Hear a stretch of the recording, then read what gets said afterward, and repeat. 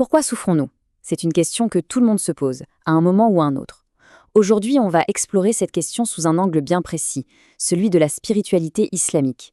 L'idée, c'est de découvrir ensemble s'il peut y avoir un but, une sagesse, derrière les épreuves de la vie.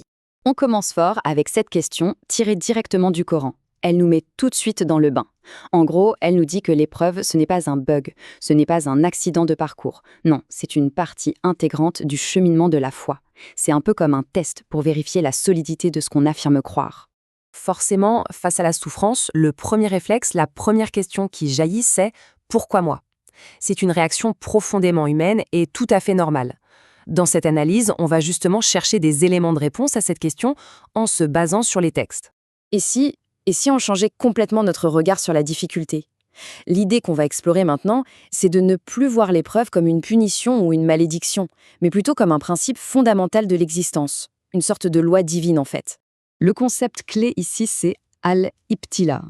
C'est le mot arabe pour l'épreuve. Et ce qui est important, c'est que ce n'est pas quelque chose qui arrive au hasard, c'est un processus intentionnel. La source nous explique que la foi, ce n'est pas juste des mots. Sa solidité doit être testée, un peu comme on purifie l'or en le passant par le feu. C'est une image assez parlante. Ce qui est fascinant dans ce verset, c'est l'équilibre parfait qu'il présente. D'un côté, il annonce que l'épreuve est une certitude, ça c'est acté, mais de l'autre, il annonce aussi que la récompense pour ceux qui patientent est tout aussi certaine. Les deux sont liés, indissociables. La promesse de la difficulté est immédiatement suivie par la promesse d'une bonne nouvelle. D'accord. Donc, les épreuves sont une loi.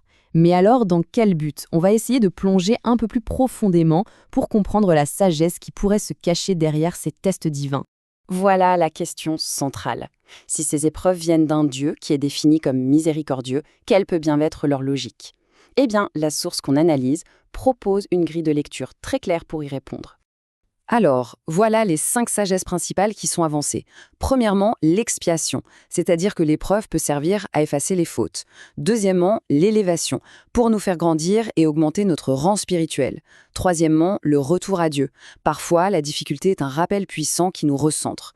Quatrièmement, la révélation. L'épreuve révèle souvent la vraie nature des gens, la nôtre et celle de notre entourage. Et enfin, la préparation. Elle nous forge, elle nous prépare pour une mission, un rôle plus grand. Ce verset, c'est vraiment la clé de voûte de toute cette approche. Tout repose sur cette idée de confiance. La confiance que notre vision des choses est limitée et qu'un plan plus vaste, une sagesse qui nous dépasse, est à l'œuvre. Autrement dit, ce qui nous apparaît aujourd'hui comme une perte terrible pourrait en réalité être un gain caché. Bon, pour que tous ces concepts soient un peu moins abstraits, les textes nous invitent à regarder des exemples concrets, des modèles. Et ces modèles, ce sont les histoires des prophètes. Elles sont présentées comme de véritables sources d'inspiration. Et là, il y a une idée assez contre-intuitive. On pourrait se dire, plus l'épreuve est dure, plus ça veut dire que Dieu m'a abandonné. Eh bien, ici, c'est l'inverse qui est affirmé. L'intensité de l'épreuve est souvent présentée comme un indicateur de la force de la foi et de la proximité avec Dieu. Selon ces textes, les plus aimés ont été les plus éprouvés. Prenons l'exemple du prophète Ayoub, l'équivalent de Job. Sa prière est d'une puissance incroyable, justement par sa simplicité. Remarquez bien, il ne se plaint pas, il ne demande pas « pourquoi moi ?». Il fait juste un constat de son état et il réaffirme une certitude, la miséricorde de Dieu. C'est la définition même de la patience absolue. Et la conséquence de cette patience hors norme? Eh bien, une récompense tout aussi hors norme. L'histoire d'Ayoub est vraiment un enseignement puissant qui martèle cette idée. Une endurance immense peut mener à une rétribution immense. Autre prophète, autre exemple, autre type d'épreuve, celle d'Ibrahim ou Abraham. Pour sa foi, il est condamné à être jeté dans un feu immense. Ce verset décrit l'instant du miracle, le moment où l'ordre divin vient littéralement transformer la nature même du danger. La leçon spirituelle ici, elle est vraiment profonde. Elle suggère que la soumission totale et la confiance absolue face à l'épreuve peuvent en changer la nature même. Ce qui est censé nous détruire, nous brûler, peut devenir une source de fraîcheur et de paix. D'accord. Après avoir exploré le pourquoi, passons maintenant au comment. Concrètement, comment faire pour naviguer à travers les périodes difficiles, selon cette perspective? Eh bien, la source nous propose une véritable boîte à outils spirituelle. Alors voilà les 5 outils essentiels. D'abord, la patience, sabr en arabe. C'est une endurance active, pas une simple résignation passive. Ensuite, la prière, la salat, qui est le moyen de garder la connexion.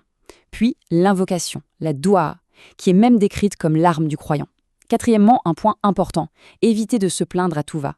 Et enfin, le pilier de tout ça, la confiance absolue, le tawakkul, qui est censé amener la paix intérieure, même au milieu de la tempête. Et cette invocation, elle est présentée comme l'expression ultime de cette confiance. C'est ce qu'aurait dit Ibrahim face au feu et le prophète Mohammed dans les moments les plus critiques. C'est une déclaration très puissante, une remise de soi totale entre les mains de Dieu. On va terminer ce parcours en se concentrant sur ce qui est peut-être l'un des thèmes les plus puissants de ces textes, l'espoir. La certitude du soulagement qui, nous dit-on, suit toujours la difficulté. Et ce chiffre 2 est particulièrement intéressant. Selon les commentateurs du Coran, une analyse linguistique assez fine du texte original révèle une promesse étonnante. Pour chaque difficulté, il y aurait non pas un, mais bien 2 soulagements promis. Voici les versets en question.